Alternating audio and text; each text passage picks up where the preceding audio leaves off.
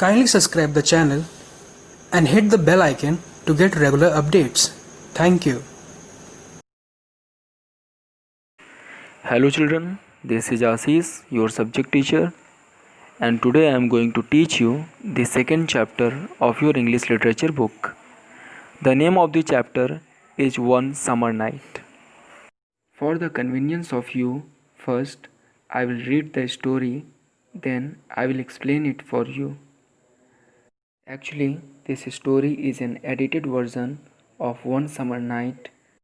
It is written by Ambrose Bierce. Let's get started. Henry Armstrong was buried, but that did not prove he was dead. He had always been a difficult man to convince. He lay flat upon his back with his hands crossed upon his stomach and tied with something that he easily broke.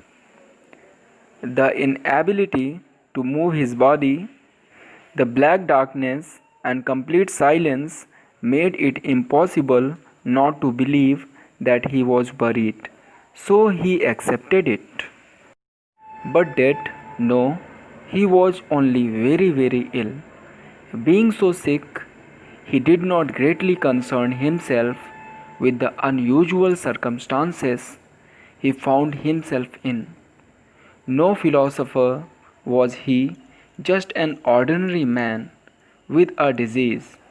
So, with no particular fear for his immediate future, he fell asleep, and all was at peace with Henry Armstrong.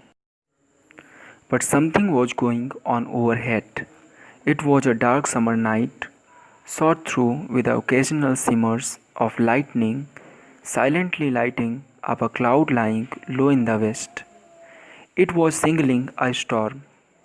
These brief flashes of light brought out with ghastly clarity the monument and headstones of the cemetery and seemed to set them dancing. It was not a night in which any witness whose word could be dependent on was likely to be moving about a cemetery, so the three men who were there digging into the grave of Henry Armstrong felt reasonably secure. Now let's see its explanation. There was a man whose name was Henry Armstrong. He was almost dead, but not actually dead. He was very ill. Even he was not able to move his body, his hands, legs, anything. And that's why his family member thought he is dead, and they decided to bury them in the cemetery. What is cemetery? Cemetery is a place where dead bodies are buried. So in the cemetery, he did not feel that he is buried by his family members. It was dark and complete silence, so he did not know it.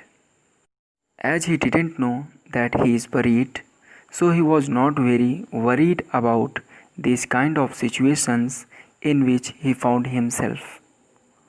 He was not any kind of philosopher, he was just a common man with a disease.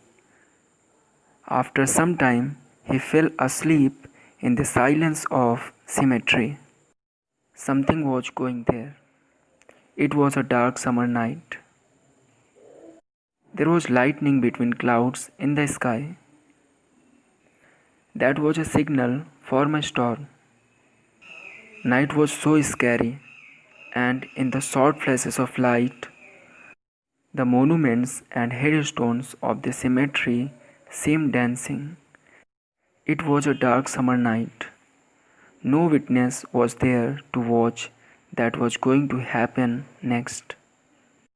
So the three persons who wanted a dead body for experiment came there and started digging the grave of Henry Armstrong and felt themselves secure.